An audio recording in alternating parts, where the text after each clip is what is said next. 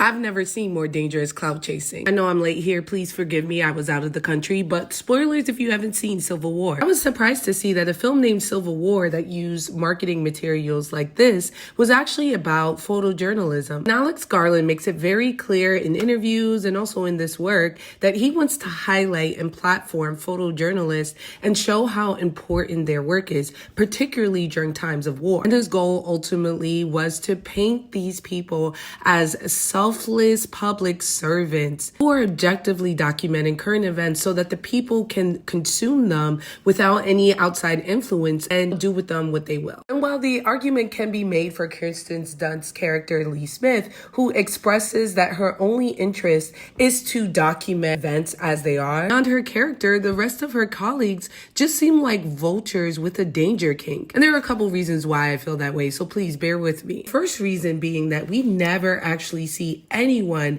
engage with photos meaningfully. We see the characters engage with media multiple times throughout the film, and not once is a photo shown. Even when they're watching the news, the newscaster doesn't say, oh, well, this photo taken by Lee Smith depicts this, that, and the third. The photos don't actually seem to have impact. We don't even get to see the impact of capturing the assassination of the president. Reason number two for me is that none of these journalists treat these war zones with any type of reverence or deference. In fact, I'd argue that there is a level of entitlement that comes with these journalists over here, particularly this character Joel, who in many instances believed in the title of being a press member so heavily that he put his entire crew in danger because he felt like those press badges was going to give him access and answers to everything. And that's why this scene where he's bothering these snipers that are trying not to get killed is so funny, because it serves as a lesson to Joel that this is not a game. And this is after Joel encourages the group to go check out a conflict, the way that someone would encourage their friends to like come with them to a secret concert. Joel, just like a lot of his colleagues in this film, treats this entire experience like a game. And that's what made this scene so heartbreaking for me, because it felt like a break in innocence for this man. It was as if he had unforeseen tragedy, like they hadn't been putting their lives on the line for God knows how long. But let's get to the real reason why these journalists seem like vultures to me. This clout chaser right here. I read this woman as a representative of the worst part of gotcha journalism and influencing. She consistently seemed more concerned with, one, getting the good shot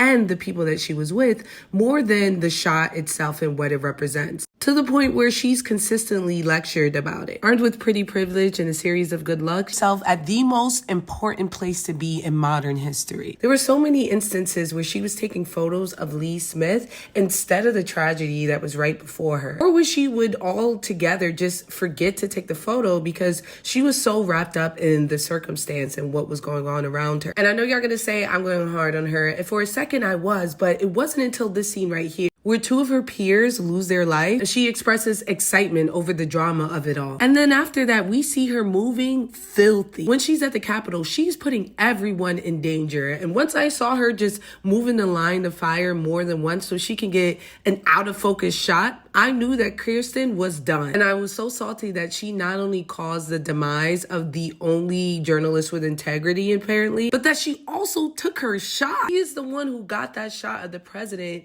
after he was assassinated. There were definitely times where the message of the importance of photojournalism during war bled through, particularly with my girl over here, like she killed it. But for the most part, to me, these people just seem like vultures with no allegiance, no alliance, no political affiliation, just taking shots for shot's sake. Which, as a photographer, how do you objectively take a photo? How is it possible to frame something without your bias bleeding through? Anyway, I enjoyed the movie and I thought it was visually stunning, particularly the ending. 3 out of 5 Frankie Flames. You can't convince me that their photos weren't used for propaganda.